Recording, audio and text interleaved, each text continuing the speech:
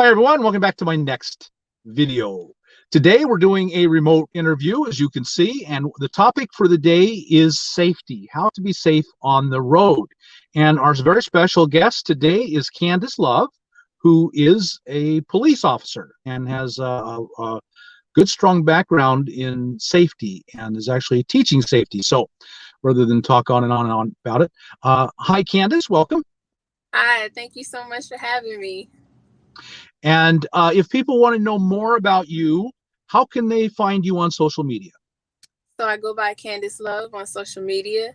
You can find me at candice.love, that's Candyss, on Instagram, YouTube, and TikTok. So your story is a little bit unique in that you are living in a van and also a a police officer. Would that be a fair statement? Yes. And how does that work? It seems a little like an odd combination. For Yeah, for sure. So I've always traveled. I was a solo female traveler before I entered van life. So I've always been traveling the world. But now being in my van gives me the opportunity to go to any space that I want to and take my home with me and take my German Shepherd with me. I travel with my dog Cleo. So the things you're teaching as a police officer and the training you've gotten, you're passing that along to your students. And you're experiencing it in your own life in the van. So that's what we want to talk about today is what is your advice to those of us who are just starting out? A lot of people are just starting out. They're fearful. They don't know what's going to happen when they live in a van. You probably felt that exact same way yourself. What is do you have some good advice for how to stay safe and overcome that fear? And what behaviors can we adopt that will keep us safer? Yeah, for sure. So I guess the first thing is fear, right? Before we choose to do anything, the fear is going to come up. And what I realized for me is a lot of times the fear isn't even my own. The fear is someone else's that they've given me, that they've projected onto me, that I've allowed them to store on my being. And so, first is recognizing, are you really fearful? Or is this the fear that is projected from social media, the fear that is projected from news, the fear that is projected from friends and family? Have they given you their fears? If that's the case, we can decipher what you are truly fearful about based on what everyone else was fearful about. And then also reminding people that it is okay to be fearful. It's very normal to have fear. It's our intuition. Our fear is there to guide us, is there to protect us, is there to be our teammate and our friend. It's never there to cripple us and stop us from living our life. It's never there to hinder us from having a great time. And so, what I like to say is when fear comes up for me, instead of adopting the ideology of, this is fear, I shouldn't do this, I go within and I ask myself, what is actually coming up? What is the fear that is actually coming up? What is it attempting to teach me? Because it's also a teacher.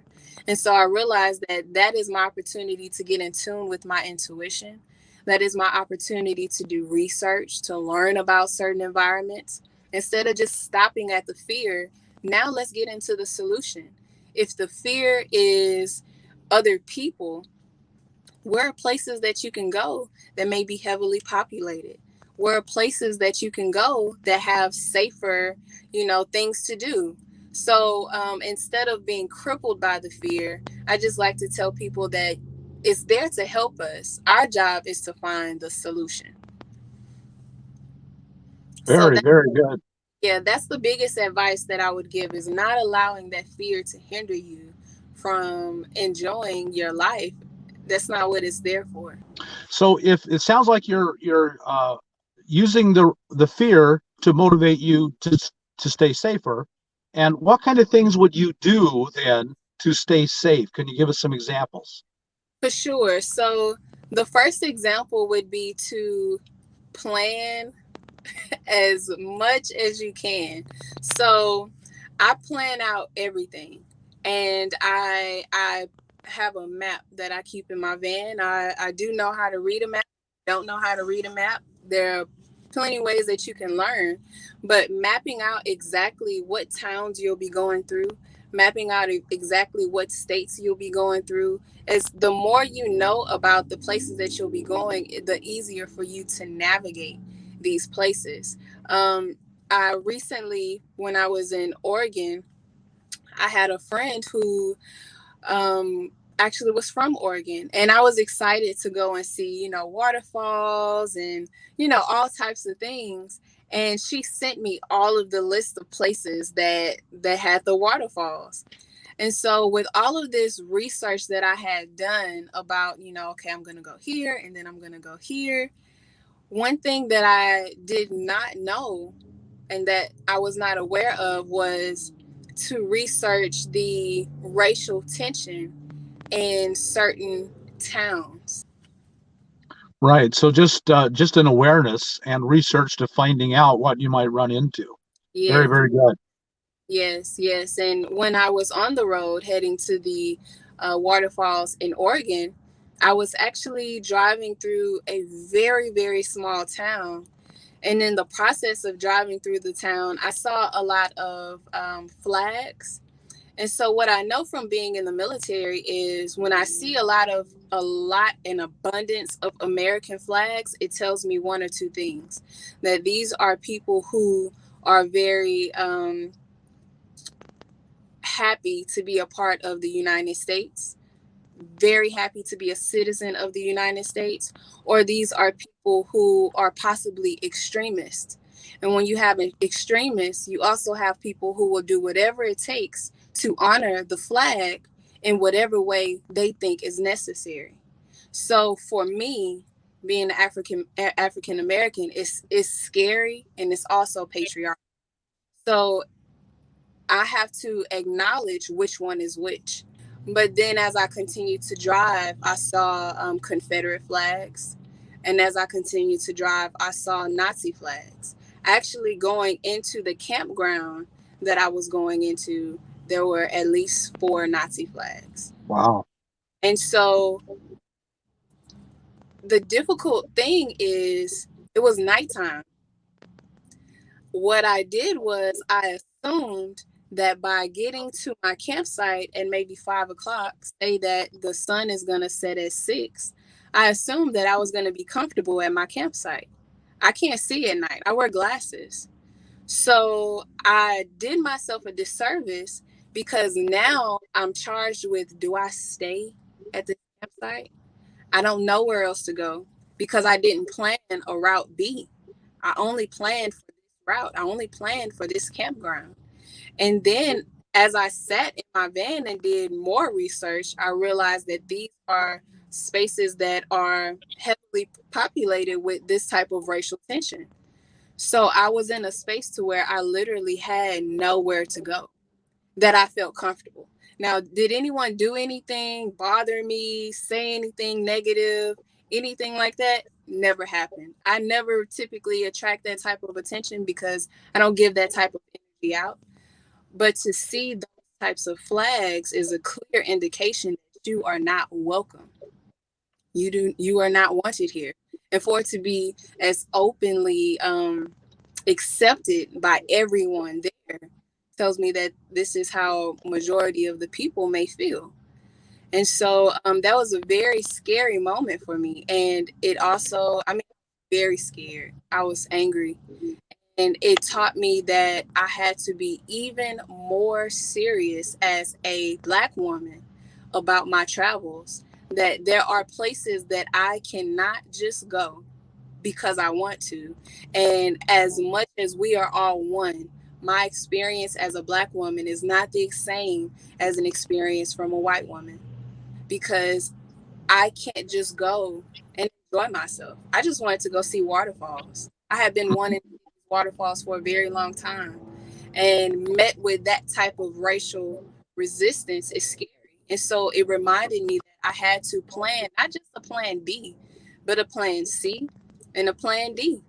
Not just a plan A for a campground. I needed to have other plans of places to go, other surrounding places that I could go. I also needed to make sure that if I'm going to travel to a certain space, that I get there in enough time that once I feel that I don't feel comfortable, I have enough time to retreat and go somewhere else.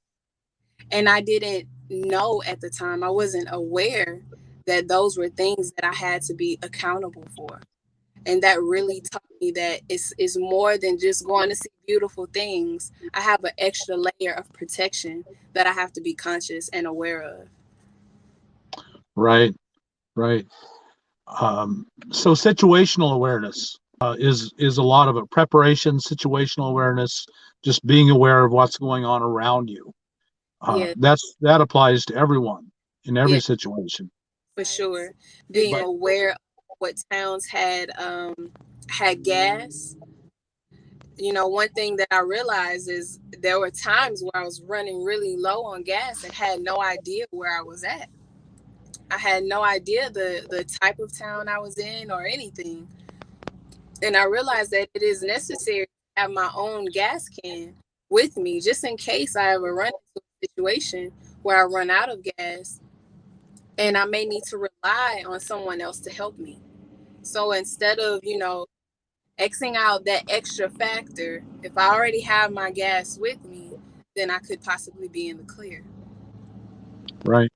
Yeah. One of the other things that you do is you have a dog, and so is part of the reason I'm assuming that you have your. Of course, we all love our furry kids, but a part of why I have a dog and love having a dog is safety. So is that part of it for you?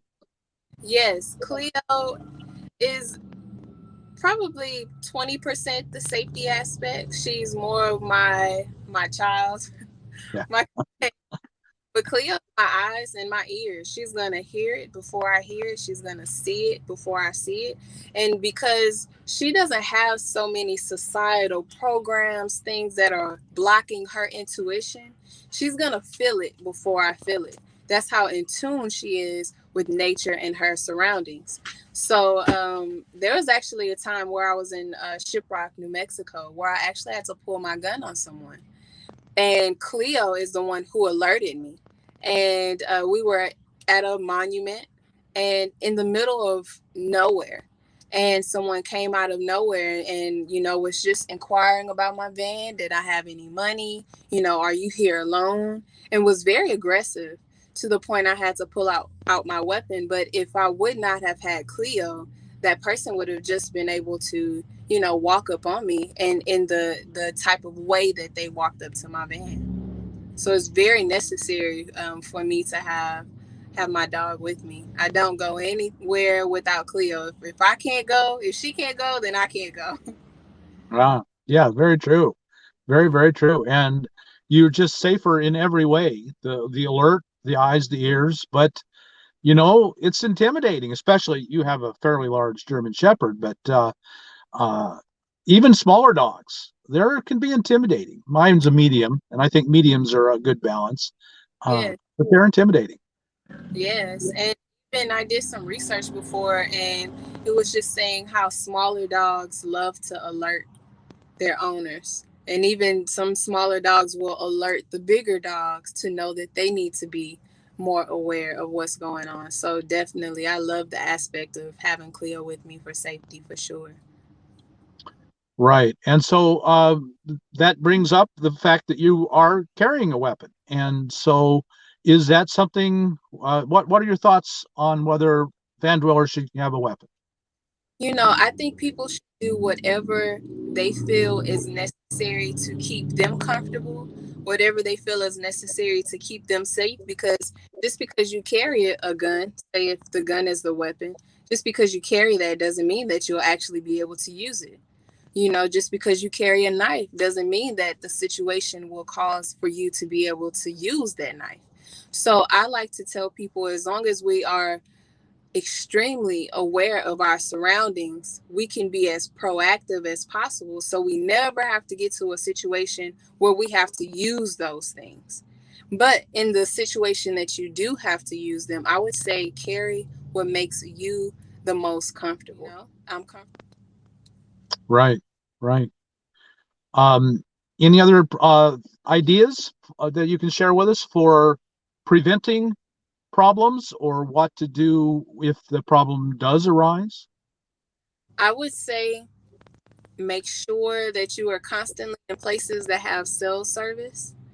That was a mistake that I made a few times, just taking routes that I was not aware that would not have cell service. And I was on the route for like 300, 400 miles.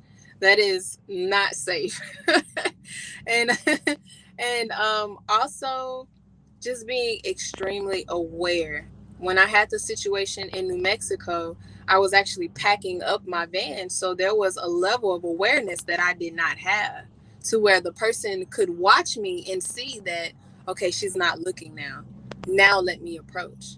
So if you are traveling, especially by yourself, there's an extra layer of awareness that you must have to make sure that at all times, you're taken care of. Right. It's on you, and prevention works. Just Yes, that awareness works really well. yes, and tapping into our intuition, like really doing the work to massage that muscle and to build that muscle of being in tune with our intuition. If a person looks in a way that makes you feel uncomfortable, just being knowledgeable of what does that feel like, and instead of brushing it off, maybe this is a situation where you should just leave, not trying to figure it out, not trying to go maybe 5 feet away. Maybe you will have to completely change your plans and leave and go to a different space. And that's why when it comes to having plans A, B, and C, those are necessary. So my intuition was enough to really carry me very far in making sure that I was safe, because it would really just remind me of spaces where I was not comfortable. So again, if people can want to follow you and watch you, how you're living your life and staying safe on the road, is really truly an expert on safety. How can they follow you on social media? So you can follow me at Candiss Love on all social media platforms. That's CANDYSS.love. Very good. Check her out, folks. Thank you. I really appreciate your taking the time. This has been a long time, and I appreciate it. Thank you. Thank you. I'm really grateful. I love your platform, so I'm so excited. Good. It's my pleasure. It really is. So there you have it, folks. I think you've got some good stuff here, and if you will listen to this advice, you'll all be safer, and we'll all be happier and healthier. Well, thank you all so much for joining us. I'm sure you got something out of it. If you did, like us on YouTube, subscribe to the channel, hit that thumbs up button, and we'll talk to you later. Thank you so much, Candice. Thank you.